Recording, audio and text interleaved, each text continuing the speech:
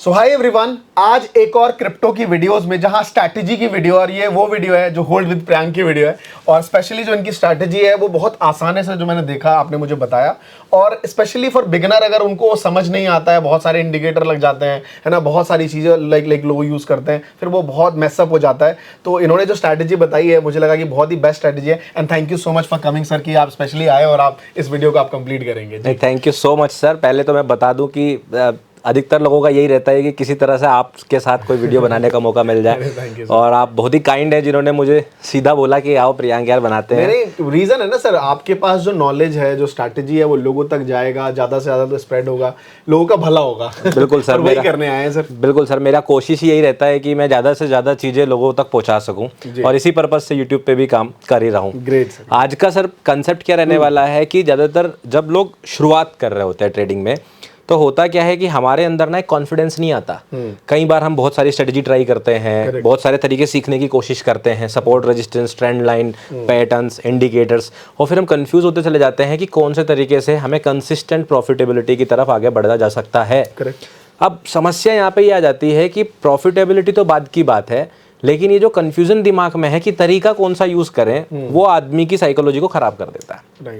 सो जब मैंने ट्रेडिंग शुरुआत करी थी सीखने की, सो मैंने एक स्ट्रेटजी सीखी थी, जिस स्ट्रेटजी से मुझे ऐसा लगा कि मुझे ट्रेडिंग के अंदर कॉन्फिडेंस आया।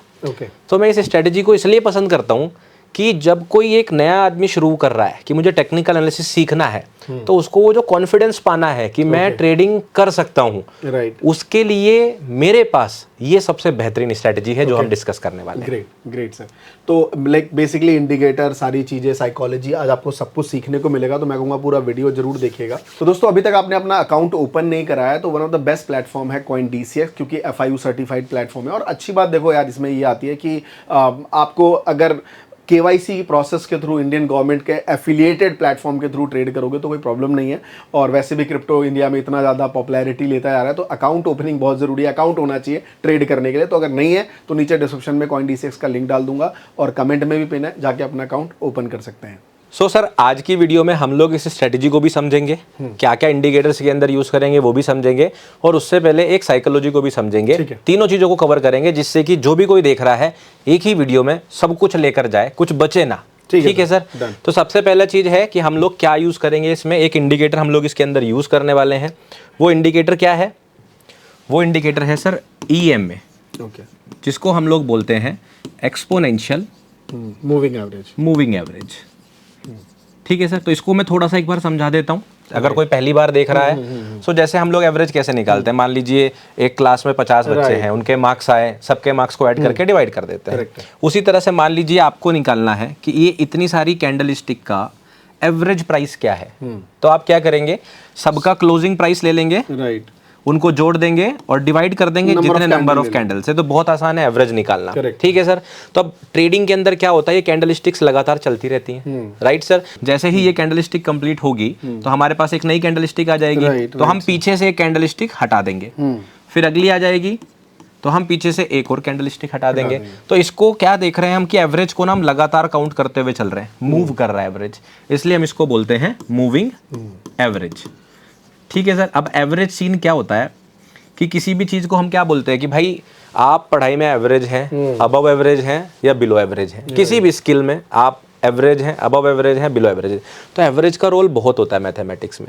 इसी तरह से आप समझिए कि मूविंग एवरेज को आप लोग ट्रेडिंग के अंदर प्राइस के लिए एक इंपॉर्टेंट वैल्यू मान सकते हैं। करेक्ट। ठीक है सर। अब जैसे जैसे इवॉल्वमेंट हुआ, लोगों ने ट्रेडिंग करना सीखा, तो मूविंग एवरेज सब लोग यूज करते थे।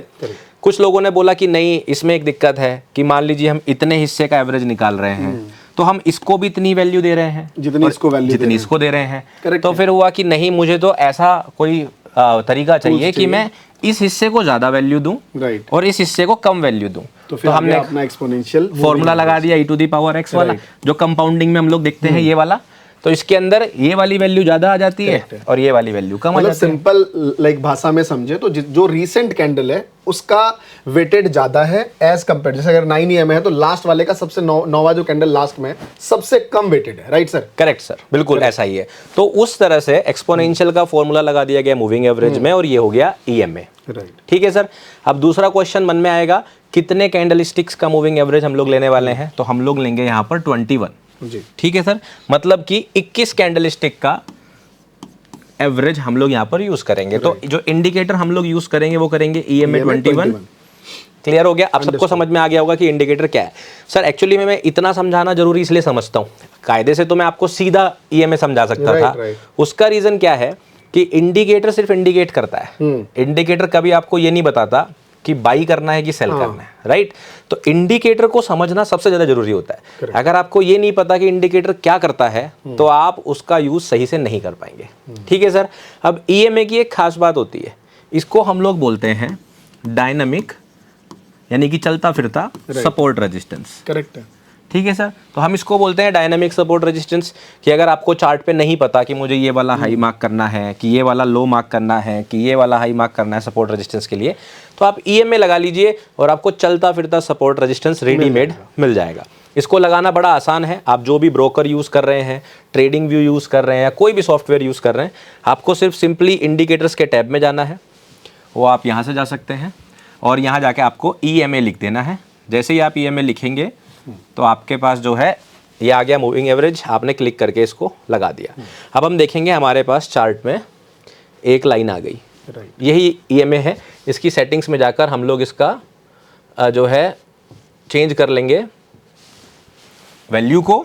जब डिफ़ॉल्ट होता है तो ये 9 आता है, हम लोग इसको कर देंगे 21। अगर ये क्लियर नहीं दिख रहा है तो मैं इसको थोड़ा थिक कर देता हूँ। आप स्टाइल भी अपने हिसाब से चेंज कर सकते हैं भाई। अगर मान लीजिए कोई कह रहा है कि सर मेरा कलर तो जो है रेड है, वो फेवरेट रेड है, या मेरी ग्रीन होता है, या मेरी गर्लफ्रेंड को पिंक पसंद है तो मैं पिंक कलर का लगाऊंगा, तो वो लगा सकते हैं। मुझे नहीं लगता किसी ट्रेडर को रेड पसंद होगा। ये बात भी सही है। तो जो है इस तरह से हमने मूविंग एवरेज लगा दिया। अब ये देखिए, आप देखेंगे किसी भी जगह पर तो ये जब भी प्राइस इसके पास पहुंचता है तो हम लोग देख सकते हैं एक हल्की फुल्की रिएक्शन हमें देखने को मिलती है। ये सीधा जा रहा है प्राइस, नीचे आ रहा है, यहाँ पे रिएक्शन दिया, यहाँ पे कंसोलिडेशन आया, यहाँ पर सपोर्ट लेके गया, तो ये आपका चलता फिरता एक की लेवल आ गया। ठीक है सर। तो इतना आई होप सबको समझ में आ गया होगा। अब बहुत आसानी से मैं आपको स्ट्रेटेजी समझाऊंगा। ठीक है। तो इसके अंदर हम लोग सर, क्योंकि आज हम बात कर रहे हैं कि हमें कोई ऐसी स्ट्रेटजी मिले जिससे कि थोड़ा जल्दी रिटर्न मिल सके या स्टॉप लॉस हो सके, जो मिलना है जल्दी मिल जाए। देखिए सर, जमाना जो है आजकल रील्स का है। सबको जल्दी चाहिए, मतलब जल्दी खत्म हो, होल्ड करने की कैपेसिटी नहीं है ना? तो हम लोग क्या करेंगे, छोटे टाइम फ्रेम पर इसको यूज करेंगे जिससे कि जल्दी से हमारे या तो प्रॉफिट आ जाए या हमारा स्टॉप लॉस हो जाए। तो हम लोग क्या करते हैं, यहाँ पे 15 मिनट यूज कर लेते हैं। बेसिकली BTC में ट्रेड ले रहे हैं और यहाँ बहुत ज्यादा वॉलेटिलिटी मार्केट होता है, तो 5 मिनट में आपको कैंडल्स सही से समझ भी नहीं आएगा। बिल्कुल सर, 15 मिनट हम ले रहे हैं। बिल्कुल। अगर आप किसी ऐसे स्क्रिप्ट को ट्रेड कर रहे हैं जिसके अंदर वॉलेटिलिटी थोड़ी लो है, तो आप 5 मिनट यूज कर लीजिए, 1 मिनट यूज कर लीजिए, कोई दिक्कत नहीं है। ये हर टाइम फ्रेम पर चलेगा। मेरी सजेशन हमेशा ये रहेगी, जो लोग ट्रेडिंग करते हैं, भैया इतने सारे कॉइन्स हैं, अगर आप देखें नॉर्मली तो मैं देखता हूँ कुछ 15-16 मिलियन कॉइन्स हैं, आपको 2 या 3 कॉइन्स पे ही ट्रेड करना है। या तो BTC ले लो, इथेरियम ले लो, XRP या डोज, मतलब 2-3 से ज्यादा करना ही नहीं, दिमाग लगाना ही नहीं है। सर देखिए, मैं आपको छोटा सा चीज समझाता हूँ यहाँ पर। अगर क्रिप्टो करेंसीज की भी बात कर रहे हैं तो हमें ये समझ के चलना है कि जैसे आप क्रिकेट देखते हो, क्रिकेट में क्या होता है, एक होम ग्राउंड होता है, एक अवे ग्राउंड होता है। तो ऐसा बोलते हैं कि जिस क्रिकेटर का जो होम ग्राउंड होता है वो सबसे अच्छा परफॉर्म करता है। सही बात है। और ट्रेडिंग जो है ना, वो क्रिकेट की तरह की स्किल है। जैसे क्रिकेटर पूरे दिन अपने फॉर्म में लगा रहता है ना, जब ऑफ द मार्केट होता है तब भी प्रैक्टिस करता है। तो ट्रेडिंग बिल्कुल वैसी चीज है। अगर आपको ट्रेडिंग लग रहा है कि कोई ऐसा तरीका है कि मैंने रील देखी थी, बीच किनारे बैठ के लैपटॉप चला के मेरा पैसा बन जाएगा, तो आप गलतफहमी में जी रहे हैं। उससे आपकी रील बनेगी और रील से पैसा बनेगा, ट्रेडिंग से तो नहीं बनेगा। ठीक है। तो इस चीज को समझना पड़ेगा कि ट्रेडिंग करना एक स्किल है, और कोई भी स्किल आपसे वक्त भी मांगेगी, मेहनत भी मांगेगी। तो वहां पर आपका एक होम ग्राउंड होता है। तो अगर आप ट्रेडिंग करते हुए अपने लिए 1, 2, 3, 4 पेयर चुनेंगे कि मैं तो इन्हीं 3-4 कॉइन्स में ट्रेड करता हूं, बाकी जगह नहीं देखता, तो वो आपके होम ग्राउंड हो गए। करेक्ट। आप वहां बेहतर परफॉर्म करेंगे। आप कह रहे हो कि मैं तो कहीं भी जाके खेल लूंगा, मुझे तो स्ट्रैटेजी पता है। तो वही वाली बात हो गई, अगर आपको बहाव के अगेंस्ट तैरना है तो तैरिए। आप ही की एनर्जी वेस्ट होगी। तो अगर ट्रेडिंग करनी है तो लिमिटेड कॉइन्स चुनिए, बाकी कॉइन्स इन्वेस्टिंग के लिए है। वो भी तब जब अगर आपको उसमें इन्वेस्टमेंट समझ में आता है, करना चाहिए कि नहीं। तो अगर आपको 50 कॉइन ट्रैक करने हैं तो होल्डिंग या इन्वेस्टिंग के लिए ट्रैक करिए, अदरवाइज 3-4 कॉइन पकड़िए, उनको अपना होम ग्राउंड बनाइए और उस पर जम के बैटिंग कीजिए। Very nice, as simple as that. Great sir, great. ठीक है सर। तो हम लोग जो है अभी 15 मिनट पर आ गए हैं बिटकॉइन पर, ठीक है सर, वही EMA है। और कैंडल स्टिक्स कई बार लोगों को आपको अपने चार्ट में हो सकता है रेड और ग्रीन दिखाई दे, यहाँ ब्लैक और ग्रीन है। अगेन अगर आप चाहते हैं पिंक कर सकते हैं, आपकी चॉइस है, तो आप जिस कलर में चाहें इसको सेट कर सकते हैं। अब सर इस स्ट्रेटजी को समझते हैं। तो यूजुअली सर हमने देखा कि ये जो हमारा लेवल होता है ना, इस लेवल को अक्सर लोग किस तरह से यूज़ करते हैं। सो सर लेट्स सपोज कि ये हमारा EMA है, ठीक है सर, ये हमारा EMA है। अब प्राइस जो है या तो ऊपर से नीचे आ रहा होगा या नीचे से ऊपर जा रहा होगा। तो अक्सर लोग सपोर्ट रेजिस्टेंस कैसे ट्रेड करते हैं कि प्राइस अगर ऐसे आया तो मैं यहाँ पे सपोर्ट मान के यहाँ पे बाई करूंगा और इस तरह से टारगेट करूंगा, या फिर प्राइस नीचे से अगर ऊपर जा रहा है मैं इस तरह से यहाँ पर सेलिंग की पोजीशन करूंगा। अक्सर लोग इस तरह करना पसंद करते हैं और बिल्कुल सही तरीका है। लोगों को एक स्ट्रेटजी है कि लोग रेजिस्टेंस पे सेल करते हैं, सपोर्ट पे बाय करते हैं। मैं सर इस फेवर को, इस कंसेप्ट को थोड़ा कम फेवर इसलिए करता हूँ क्योंकि यहाँ पे कंफर्मेशन बहुत कम होती है। कंफर्मेशन कम होती है, हमारे ज्यादा होते हैं ना, क्योंकि हर बार आपका सेम पॉइंट यहाँ से नहीं आएगा रिवर्सल, वो एक आपका एसएल हिट करेगा। करेक्ट। तो कभी कभी वो ऐसे जाएगा, कभी वो जो है ऐसे चला जाएगा। सो मैं इस स्ट्रेटजी के अंदर या तो उतने अच्छे रिजल्ट मैं नहीं निकाल पाया, कोई यूज करता है, मैं किसी को गलत नहीं कहना चाहता, राइट। ये यूजुअल तरीका है। तो हमने कहा कि नहीं, कुछ अगर ऐसा तरीका मिल जाए जिससे कंफर्मेशन हमें थोड़ी ज्यादा मिल जाए तो ज्यादा बढ़िया है। तो हमें क्या करना है, ये जो EMA है, हमें जब प्राइस नीचे से ऊपर जाए तो हमें सेल नहीं करना है, हमें ब्रेकआउट का वेट करना है। जब ब्रेकआउट आ जाए ये रिटेस्ट करने आएगा किसी भी हिस्से को, चाहे इसको एग्जैक्ट करेगा चाहे यहाँ से जाएगा, कोई फर्क नहीं पड़ता। आपको इसके ब्रेक होने पर एंट्री लेनी है, ठीक है। ये आपका स्टॉप लॉस रहेगा और ये आपका इस तरह से टारगेट जाएगा। सिंपली इसी तरह से जब नीचे से ऊपर आएंगे तो हम लोग इस वाले कंसेप्ट पर एंट्री देखेंगे। इसके अंदर सबसे अच्छी चीज क्या है सर, आपका जो स्टॉप लॉस रहता है ना वो लगभग सबसे छोटा रहता है, मतलब सबसे छोटा। इससे छोटा स्टॉप लॉस बहुत ही मुश्किल हमें जो है देखने को मिलता है। मैं इसको वापस से बना देता हूं, क्योंकि हमारे पास क्या हो रहा है यहाँ पर देखिए, इस तरह भी जा सकता है प्राइस। तो हमारे पास जो स्टॉप लॉस की रेंज है ना वो सबसे छोटी है, तो हमारे पास सबसे छोटा स्टॉप लॉस देखने को मिलता है। अभी जब चार्ट पे समझेंगे ना तो बहुत मजा आएगा और बहुत इजी लगेगी। ये बस मैं साइकोलॉजी कंसेप्ट की समझा रहा था, आपके लिए इतना मुश्किल नहीं है, क्योंकि लोगों को लग रहा होगा सर स्विंग हाई कौन सा देखेंगे, लो कौन सा देखेंगे। कुछ देखने की जरूरत नहीं है, मैं आपको बताता हूँ। आपको क्या करना है, जब भी प्राइस EMA के एक साइड से दूसरी साइड क्लोजिंग देता है, लेट्स सपोज नीचे से ऊपर की तरफ एक कैंडलस्टिक इस तरह बन गई, ठीक है सर। क्लोजिंग प्राइस कहाँ होगा इसका, यहाँ पर, क्योंकि मार्केट नीचे से ऊपर की तरफ आई है। अब हमें क्या करना है, 3 कैंडलस्टिक को गिनना है, 1 2 3, नेक्स्ट 3 कैंडलस्टिक। इन तीनों कैंडलस्टिक्स में से कोई भी एक कैंडलस्टिक बेरिश बन जाए। बेरिश मतलब अपोजिट कलर की कह लो, अपोजिट डायरेक्शन की कह लो। तो मान लेते हैं अगली कैंडलस्टिक कुछ इस तरह की बनी, ये भी बुलिश बनी, और उसके बाद एक कैंडलस्टिक कुछ इस तरह की बन गई जो कि बेरिश बन गई। तो आपको क्या करना है, अगली 3 कैंडलस्टिक में से पहली बन जाए तो काम बन गया, दूसरी बन गई तो काम बन गया, तीसरी बन गई तो काम बन गया, चौथी बनी तो कुछ नहीं। 3 ही कैंडलस्टिक देखेंगे जैसे ही ब्रेकआउट होता है, ठीक है सर। अब मान लीजिए ये बेरिश कैंडलस्टिक बन गई। अब आपको क्या करना है, इसके हाई के ऊपर अपना बाई ऑर्डर लगाना है। अब प्राइस इसके बाद 2 कैंडल भी बना सकता है इस तरह से, कोई दिक्कत नहीं, 3 भी बना सकता है, उससे फर्क नहीं पड़ता। फर्क इस बात से बस पड़ेगा कि प्राइस वापस ऊपर आ जाए। तो जैसे ही प्राइस वापस ऊपर आएगा, मान लीजिए इस तरह की कैंडलस्टिक बनाएगा, जैसे ही ट्रेड किया, यहां पर क्लोजिंग का वेट नहीं करना, जैसे ही ट्रेड किया ये आपकी एंट्री हो गई। और जो भी लो यहां पर बना है, इस वाली कैंडल से बना हो, इससे बना हो, चाहे इससे बना हो, जो लो बना है वो आपका स्टॉप लॉस हो गया। और मिनिमम 1.5 आवर का आपको टारगेट करना है। तो 1 आवर नहीं करना, 1.5 आवर पर पहला टारगेट करना है। अभी वीडियो में एंड में एग्जाम्पल दिखाते हुए मैं कुछ बोनस पॉइंट्स भी बताऊंगा, कैसे इसको बढ़ा के 3 आवर, 4 आवर, 5 आवर, 10 आवर भी कर सकते हैं। दूसरा चीज, आपके जब स्टॉप लॉस हिट होंगे, क्योंकि कोई भी स्ट्रेटजी ऐसी नहीं जिसमें स्टॉप लॉस नहीं होंगे, उनको कम कैसे करा जा सकता है, 2 बोनस पॉइंट मैं भी बताऊंगा एग्जाम्पल में। अभी कंसेप्ट समझ में आ गया होगा सर। ब्रेकआउट, करेक्ट है, अगली 3 कैंडलस्टिक में अपोजिट कलर कैंडल, और जैसे ही हाई गया एंट्री। इससे आसान कुछ नहीं हो सकता एक बिगिनर के लिए, राइट। ठीक है सर। तो चलिए समझेंगे जब चार्ट में क्लैरिटी मिलेगी। एग्जैक्टली।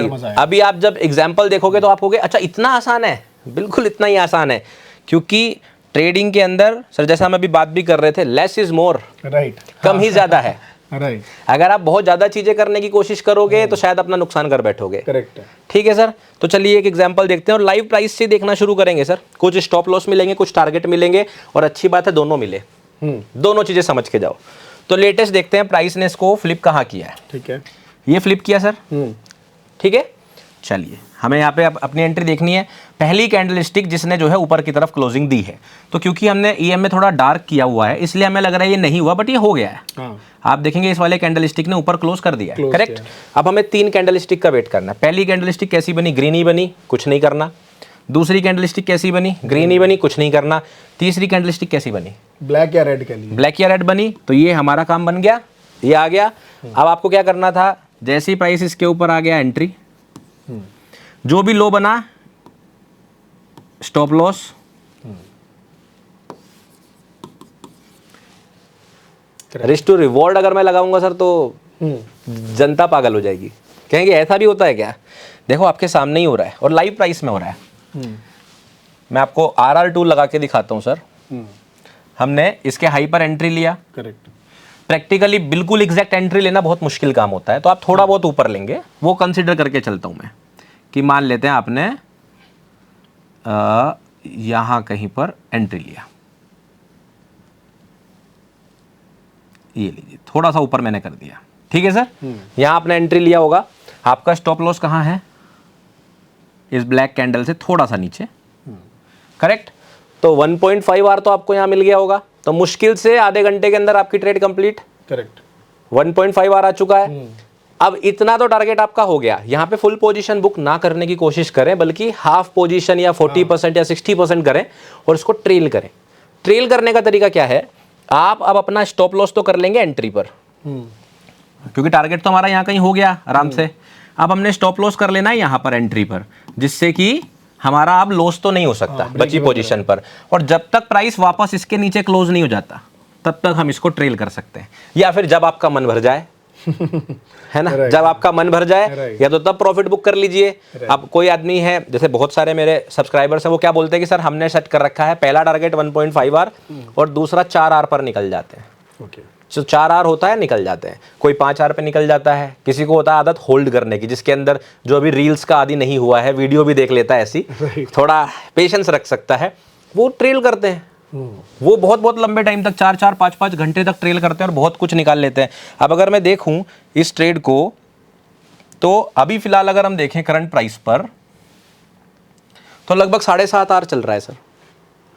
अब इसमें ध्यान रखिए, हमने आधी पोजीशन बुक कर ली है, बाकी पर आपको वही 3.5 आर एक्स्ट्रा मिल रहा होगा, तो आपका करीब 4 आर ओवरऑल आपको यहाँ पे मिल रहा है। राइट। तो आप सोचिए इतने छोटे स्टॉप लॉस है, मतलब लगभग सबसे छोटा स्टॉप लॉस, आप इससे छोटा स्टॉप लॉस क्या लगा सकते हैं? करेक्ट है। यहाँ पर मैंने ये कंसिडर किया, आपने एंट्री थोड़ी लेट ली है, स्टॉप लॉस थोड़ा दूर रखा है, तब आप इतनी बढ़िया ट्रेड निकाल सकते हैं। 1-2 एग्जांपल और देख लेते हैं थोड़ा पीछे चल के, तब इसमें और चर्चा करेंगे। अब यहाँ देखिए जी, प्राइस नीचे आया, पहली कैंडलस्टिक डाउन ही बनी, कुछ नहीं, दूसरी ग्रीन बन गई, काम बन गया, इसके नीचे एंट्री, क्या एंट्री ट्रिगर हुई? नहीं, क्योंकि प्राइस तो ऊपर चला गया। ठीक है, इसमें ध्यान क्या रखना है कि जब ये ड्यूरेशन आया, जो कैंडलस्टिक अपोजिट डायरेक्शन में बनती है वो ईएमए के दूसरी तरफ क्लोज नहीं होनी चाहिए।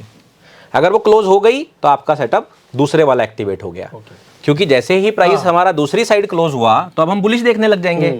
तो बुलिश क्लोज नहीं होना चाहिए, जैसे ही प्राइस दूसरे डायरेक्शन की तरफ क्लोज होता है वहीं पे आप अपने पोजीशन को एग्जिट कर लेते हैं। अगर एंट्री बनी है तो एंट्री नहीं बनी ना, यहाँ तो एंट्री नहीं बनी, कोई बात नहीं, थोड़ा पीछे देखते हैं। इसको देख सकते हैं इस वाले कैंडल को, तो ये तो हो गया सर, अभी देखा ही हमने, ठीक है। अब यहाँ पीछे देखते हैं थोड़ा सा।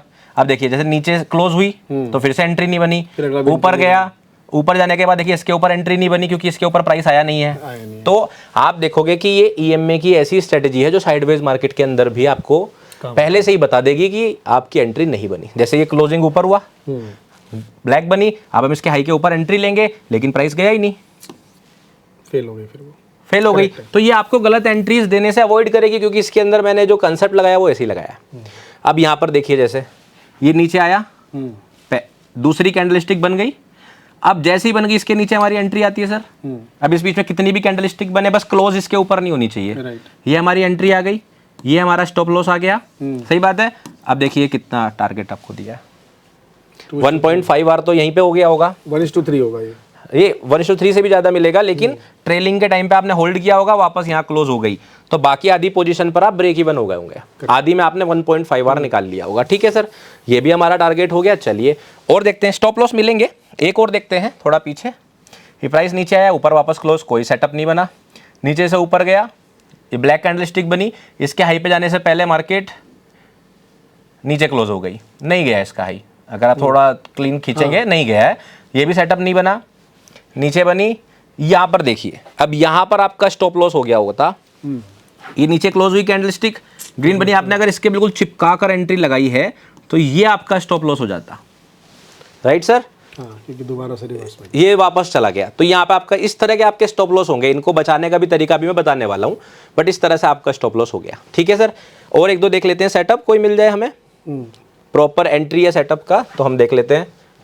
जैसे यहाँ पर अगर हम देखें तो हाँ, यहाँ पर है हमारे पास सेटअप, ये वाली वापस क्लोज ऊपर हो गई, ये सेटअप नहीं बना, ठीक है।